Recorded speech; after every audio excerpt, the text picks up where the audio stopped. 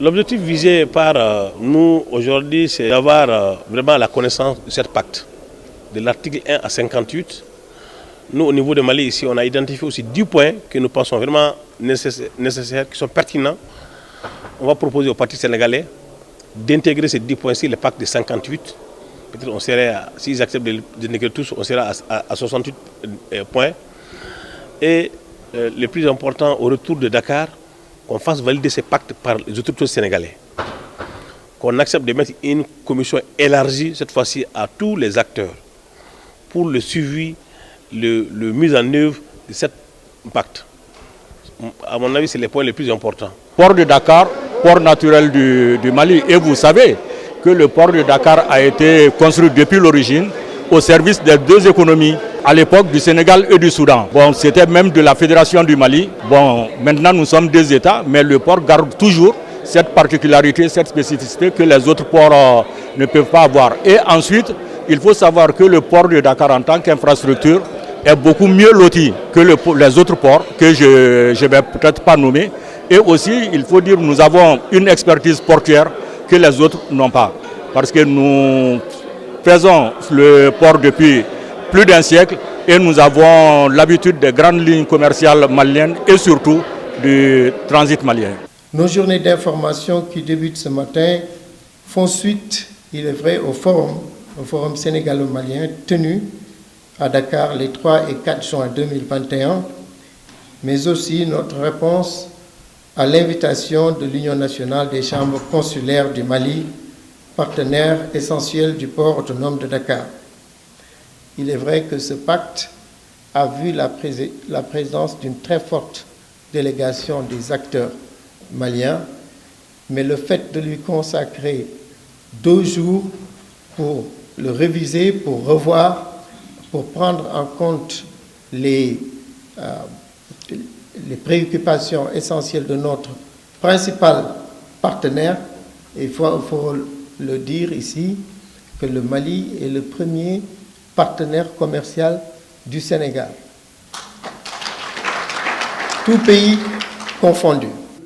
L'objectif recherché au-delà de cette rencontre entre parties maliennes et sénégalaises est de raffermir les relations entre nos deux pays à travers la relecture et l'actualisation du pacte de Sali. Il s'agit de parvenir à une meilleure fluidité sur le corridor Bamako-Dakar et une uniformisation des coûts et tarifs appliqués de part et d'autre.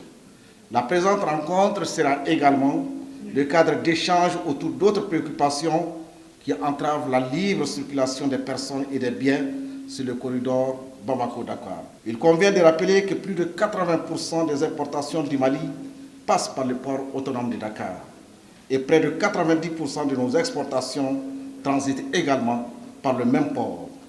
Conséquemment, une bonne partie de cette recette du port autonome de Dakar provient de ce trafic. Nous savons aujourd'hui que tous les ports de la sous-région sont en train de se moderniser pour être davantage compétitifs. Je ne saurais manquer de souligner que le pacte de Sali demeure un précieux outil qu'il faut aujourd'hui actualiser.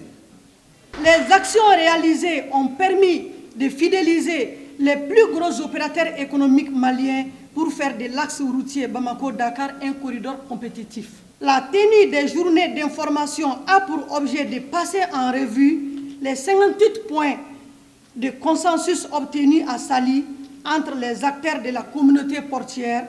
Elle fait suite à une requête formulée par les opérateurs économiques du Mali, à laquelle les autorités sénégalaises ont bien voulu accéder avec la diligence habituelle. Le choix du Mali pour abriter cette rencontre se justifie d'une part par l'évolution croissante du volume de trafic des marchandises qui est passé de 3 792 555 tonnes à 4 88 247 tonnes, soit un taux d'accroissement de 7,8% en 2 ans. D'autre part, la présence des Maliens sur les totalité des segments d'activité du port autonome de Dakar. Il s'agit des segments du trafic containerisé, les segments du trafic conventionnel, les trafics routiers et bien entendu les segments des hydrocarbures. J'ai nourri d'espoir qu'à l'issue des concertations qui s'ouvriront sous peu, les préoccupations exprimées pour faire du corridor Bamako-Dakar un corridor économique feront l'objet d'accords pour favoriser et renforcer les échanges commerciaux entre nos deux peuples. Actuellement, Dakar Terminal est en compétition avec la Guinée-Conakry et un certain nombre d'entre vous, pour ce type de matériel, préfèrent passer par la Guinée-Conakry qui offre principalement un tarif plus attrayant. Agissant dans le cadre d'une convention signée avec le port autonome de Dakar, il est parfois compliqué pour Dakar Terminal, malgré ses bonnes intentions, de pouvoir changer quoi que ce soit parce qu'un certain nombre de frais sont à prendre en considération. Il est important aussi pour nous de nous adapter à vos demandes. Et avant de changer la structure complète, il est parfois intéressant de saisir une occasion pour faire un effort. Et donc, je vous annonce officiellement ce matin, avec les autorisations de ma direction générale à Paris, d'offrir un tarif spécial pendant la durée de 6 à 12 mois pour l'importation de ces véhicules de camions-citernes. Aujourd'hui, quand vous passez par Dakar Terminal, le coût est de 1 200 000 francs CFA. Et je viens vous annoncer que nous allons faire un tarif étudié et un tarif forfaitaire de 750 000 par ensemble routier.